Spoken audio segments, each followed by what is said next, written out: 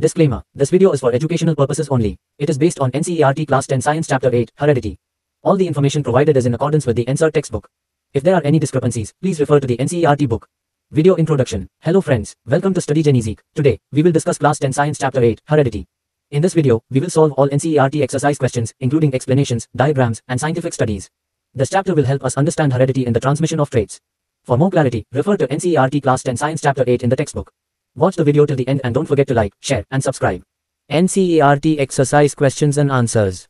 Question 1. A Mendelian experiment consisted of breeding tall pea plants bearing violet flowers with short pea plants bearing white flowers. The progeny all bore violet flowers, but almost half of them were short. This suggests that the genetic makeup of the tall parent can be depicted as A. TTWW, B. TTWW, C. TTWW, D. TTWW. Answer: D. TTWW. Explanation. 1. The presence of both tall and short plants in the progeny indicates that the parent plant had a heterozygous TT genotype for height. 2. Since all flowers in the progeny were violet, this suggests that the violet color is dominant W over white W. 3. The correct genotype of the tall parent must be TTWW, allowing for the segregation of short plants TT in the next generation. Question 2. A study found that children with light-colored eyes are likely to have parents with light-colored eyes. On this basis, can we say anything about whether the light eye color trait is dominant or recessive? Why or why not? Answer: no, we cannot determine whether the light eye color trait is dominant or recessive based solely on this observation. Explanation. 1. The inheritance of traits follows Mendelian genetics, where dominant traits can appear even if only one parent carries the dominant allele.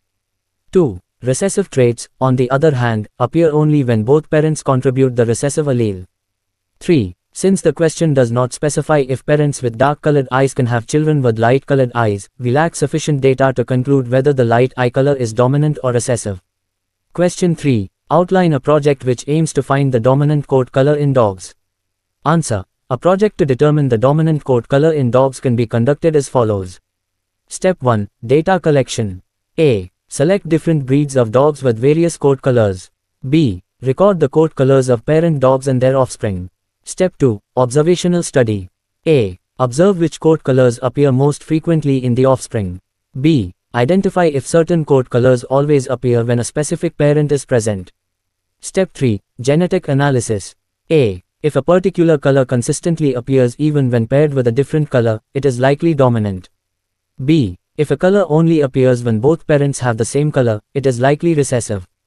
Conclusion. The project would conclude by identifying dominant and recessive coat colors based on observed inheritance patterns in multiple generations. Question 4. How is the equal genetic contribution of male and female parents ensured in the progeny? Answer: the equal genetic contribution of male and female parents in the progeny is ensured through the process of sexual reproduction. Explanation. 1. Chromosome contribution. A. Humans and most organisms have diploid, 2n, chromosomes. B. Each parent contributes half, n, of the total chromosomes, ensuring equal genetic inheritance. 2. Formation of gametes. A. Male gametes, sperm, and female gametes, egg, are formed through meiosis, which reduces chromosome numbers by half, haploid, n. B. During fertilization, these haploid gametes combine to restore the diploid state to n. 3. Role of sex chromosomes. A. The sex of the child is determined by the X and Y chromosomes.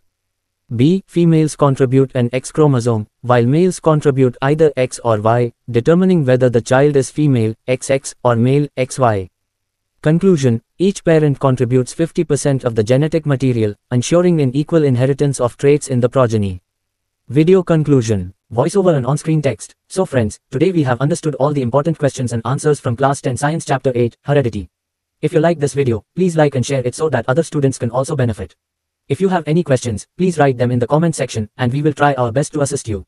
Subscribe to our channel Study Genezik and press the bell icon so you get notified about all our new videos first. See you in the next video. Till then, thank you and best wishes.